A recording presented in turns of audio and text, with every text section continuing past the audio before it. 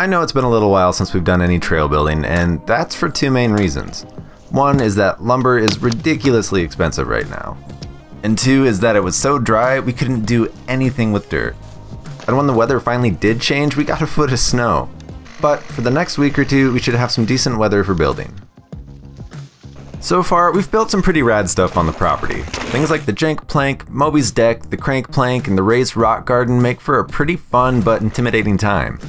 While all these features are unique in their own way, they all have one thing in common. Sarah doesn't want to touch any of them. So today is all about roughing in a feature spotted and hit by Sarah. Our build site is just over from the Too Skinny and floating rock garden. For now, it's a one-off section, but we should be able to tie it into our existing trails or even a new trail in the future. We're clearing a rock roll which has about 9 feet of elevation change. Really, all we need to do is some clearing, massage the transition, and then let Sarah test drive it. So what are you thinking? Well, I see a Sarah line and I see a Jim line. Well, which one's the Sarah line? The easier one? Well, yeah. So what is up on top of this guy? Boop. And then you go through here. Like what if we did some fill dirt, so you pop up on top of this rock, and then we did some fill in between these two. And you want to clear all this out. You are going to use the whatchamacallit, because I don't want to. So with those vague instructions in mind, we set off to clear Sarah's rock so we could better see the lines that we were working with. The plan is to make it a multi-choice roll with beginners and intermediates in mind. The beginner line will come off over to the left of anything too chunky, but the intermediate line will be straight off the top. This line has some variety as it has a nice little knuckle in the middle as well as this little notch that you have to thread through before dropping in. We're using the bushwhacker as a supplement, not the main thing to pull it out of the ground. I like to use it to just put a little tension on the bush. That way when you go to dig it, it'll actually start to pull it out easier.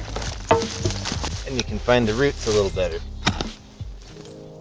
Oh God. That is going to be a pain. It's like, am I cutting wood or rock? Look at your blade.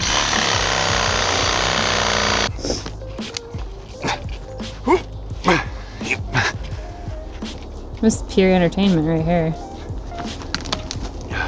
It comes right out. Oh God. It's a big boy. Now we have a hole to fill. So the rest of the first day was taken up just with pulling the rest of these bushes. They're super nasty, super big, and they just take a lot of time to clear out. So Sarah's out working at the tattoo shop today, but we're gonna work on clearing out her line while she's gone because, you know, that's what nice husbands do, I guess.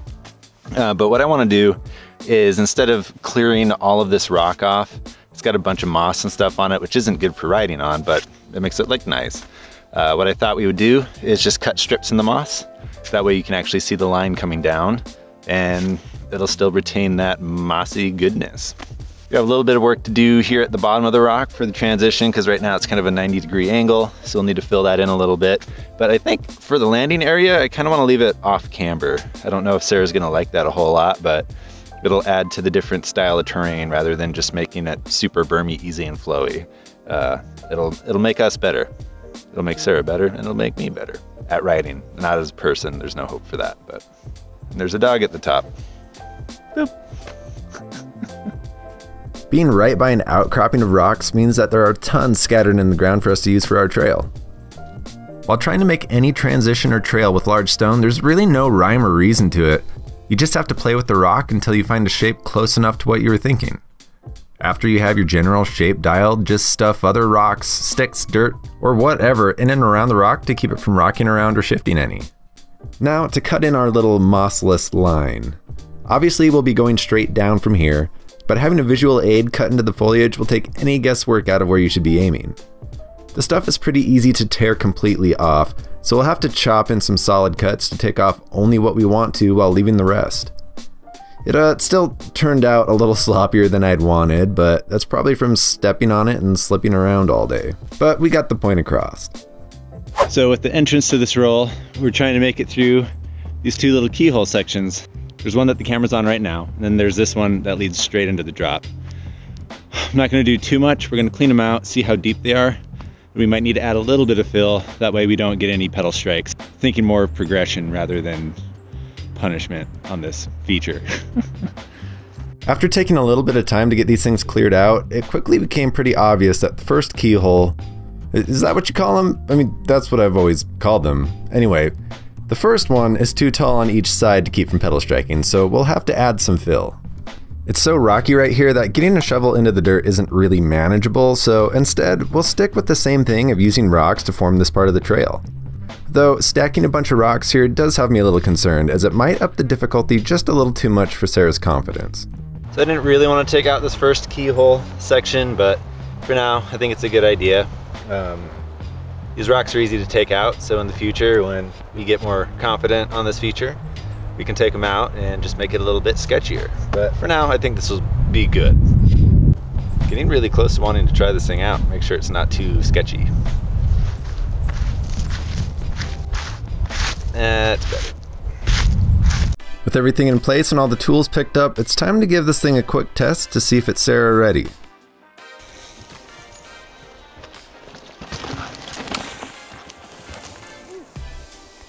I mean, that wasn't too bad. That roll-in is a little sketchy. I don't know if Sarah's gonna like that. Well, that was kind of her intermediate line. She had a beginner line that she was thinking of off to the left. Well, the right. The left when you're going down. Anyway, so maybe I'll try to rough that line in. Yeah, we'll do that. So I don't expect this beginner line to get used a ton, but more so as a little confidence booster for anybody that might shy away from the main line at first. It goes around the chunky stuff at the top and is a smooth roll all the way down. Super easy with minimal consequence. Yeah. Now that is a solid beginner line. Sarah should have no problem doing that, and maybe it'll build up her confidence enough to take on the chunky boy. Eggy's got it down. He's also looking for this. Hey.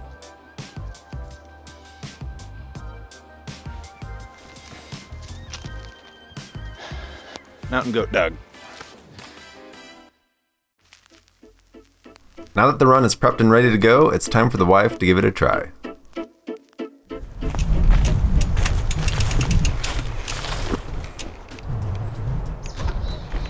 I think we should do the easy one first. I do too. That's why I made it.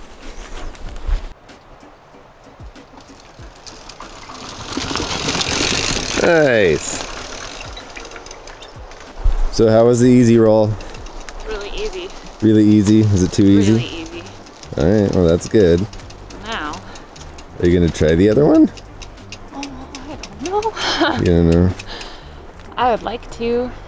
The little gappies in between the rocks are like really scary. Yeah. Well, I brought my bike so I could show you if you felt like it. So. That'd be cool. Roll, roll.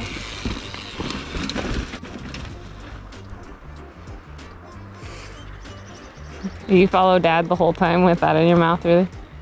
So I used no brakes. I love using my brakes. Well, in this case, you want to just stay fluid through it. If you're not feeling comfortable hitting it yet, then don't. Okay. What do you think? I'm gonna run up to it, see how I feel. See, I almost wish there was an alternate line where you didn't have to enter over top of the rock. That's the alternate line. I know, but I'm like, oh, not right there. That's the alternate line. I know. I made my thing too hard. Beans, Mommy is scared. Can't stop at the top or I'll fall. This sucks. How do you do this every week? But please don't hurt yourself. Okay, you're making me nervous. Just so everybody knows, I'm not forcing you to do this. This is my decision. At least I'm at the comfort of my own home.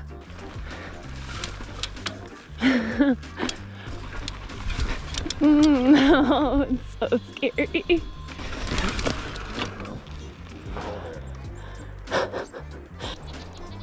I'm like, what if I f***ing like hit one of the rocks and fall over? I know, know. That is exactly how I feel. Is there anything I can do to make it less scary? Well, the run up to it. Can I alter this really quick? Sure. Rocks can always be put back. Oh God. It's just gonna break. It's gonna break apart.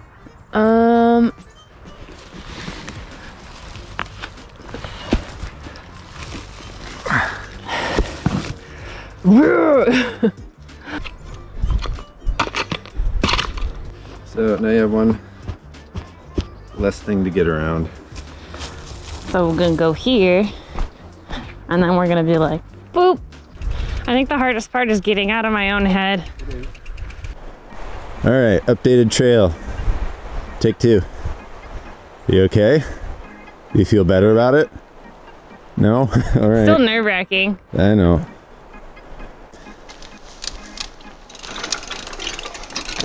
Yeah! Woo! Nice. What was that? That was super fun! Yeah? Did you hear me hit my pedal on the rock? I did, but I'm glad you just kept moving and didn't let it freak you out. I know, I was like, oh my God! Good job, Sarah. My skid mark's bigger than yours. I know. Thanks for making that better. I promise one day we'll put Big Rock. Come on, Eggie, hit it. Go get it. Good boy, Bean. So there it is, Sarah's first feature on the property, and it's a pretty fun one to session too. I'm kind of planning another option on this feature in the future, so we'll incorporate this into a trail, making it one of the standout sections to hit. If you enjoyed watching Sarah scope a line and conquer some fears today, give this video a like. To support this channel, check out my Patreon, and be sure to subscribe to watch our trail system progress. Hopefully lumber prices go back down soon so we can build all the cool stuff I have stowed away in my head. Thanks for watching today, and as always, keep that rubber side down.